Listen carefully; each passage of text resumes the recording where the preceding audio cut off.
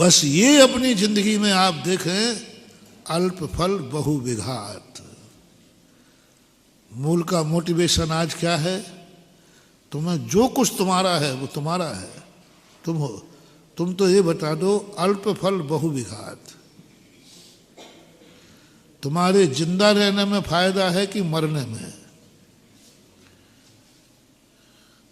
तुम कहो मरने में, तो फिर तुम्हें परिवार से पूछता हूं, क्योंकि तुम्हारे जन्म लेते ही तुम अकेले नहीं हो, तुम्हारे सहारे पे कितने हैं?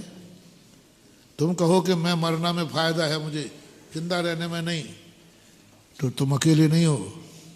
परिवार से पूछता हूं, इसको जिंदा रहने में फायदा है कि मरने में?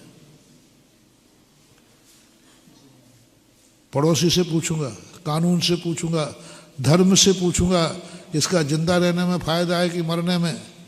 और सब तरफ यदि कह दें कि मरने में फायदा है, फिर तुम्हें मरने में कोई बाधा? तुम्हारा जीवन, तुम्हारा परिवार, लेकिन उनसे साथ जो चाहे वार्तालाप नहीं कर सकते, जो चाहे व्यवहार नहीं कर सकते। इसी प्रकार धन तुम्हारा है, लेकिन तुम मनमाने ढंग से खर्च नहीं कर सकते। रावण की दुर्गति का कारण एक ही है, कोई डकैती का पैसा नहीं था रावण का, एक नंबर का पैसा था, एक नंबर पेवर, टैक्स पेड, रिद्धि थी, अक्षय निधि थी उसकी, पूर्व भाव में बड़े बड़े दान दिए थे। लेकिन कान धर्म ने कहा, तो धन तेरी इच्छा से आ सकता है, तेरे पुण्य से आ सकता है, लेकिन खर्च मनवाना नहीं कर सकता, करेगा तो दुर्गति जाएगी। ये जैन दर्शन की।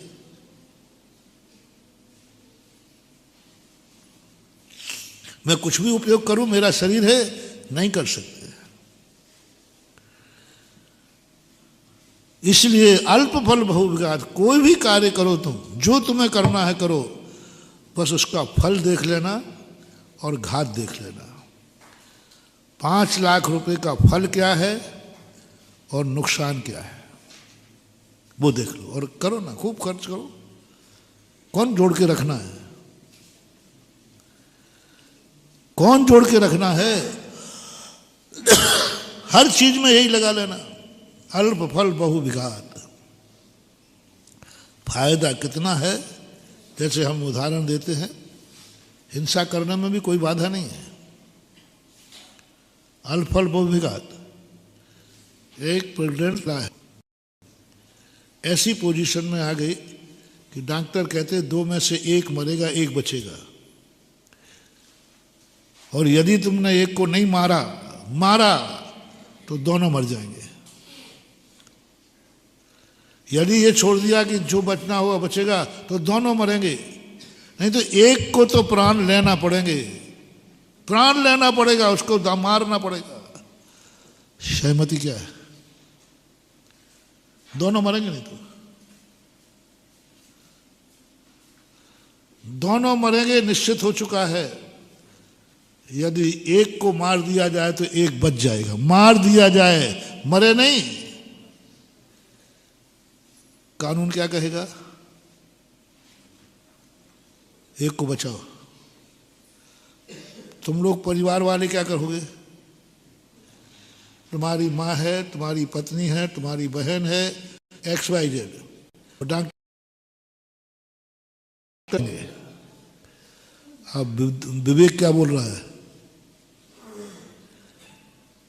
चलो अब मुझे भी फंसा लो, चलो अपन गुरु, हम तो बिना गुरु जी की आज्ञा के कुछ नहीं करते। कई बार तुम लोग इतने खतरनाक हो बेटा कि तुम हमें भी लपेटोगे। अरे महाराज जी देखो, आपको मालूम है, आपकी आज्ञा के बिना, अनुमति के बिना हमारे यहाँ कुछ नहीं होता, इसलिए आपसे पूछने आया हूँ महाराज, डॉक्टर ने ये कहा है। तो बोलो हम क्या कहेंगे?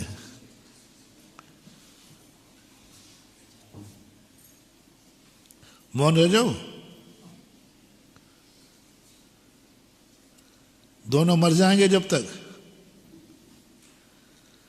मौन रह जाऊं क्या? हाँ, धर्मशास्त्र क्या कहते हैं? धर्मशास्त्र क्या कहते हैं? एक को मारना है पक्का है।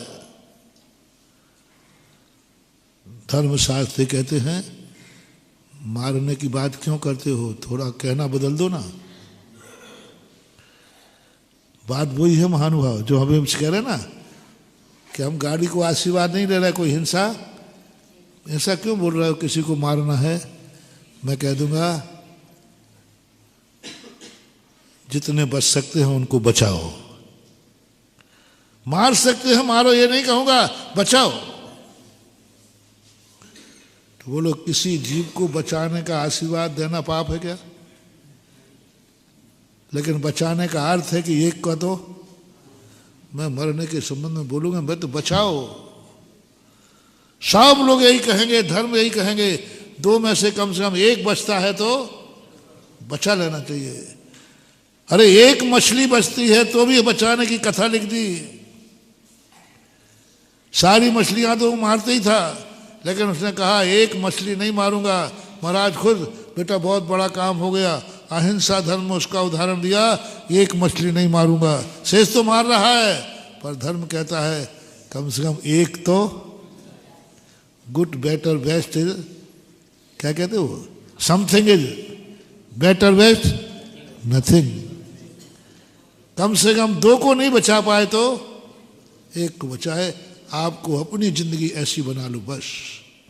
अल्पल बहुविघात, सबसे ज्यादा जैनियों को सावधान रहना है। संग्रह वृत्ति और अल्पल बहुविघात, ये दो चीजें सबसे ज्यादा हो। और तीसरी अब शामिल हो गई अनिष्ट, और ये सबसे ज्यादा जैनियों पर लागू हो रही है। अनिष्ट, जो वस्तुएं तुम्हारे धर्म को, तुम्हारे परिवार को, तुम्हारी जिंदगी को, पड़ोसी को, तुम्हारे से रिलेटेड लोगों को नुकसान ज्यादा है और लाभ कम है, उन चीजों को तुम कर रहे हो सबसे ज्यादा।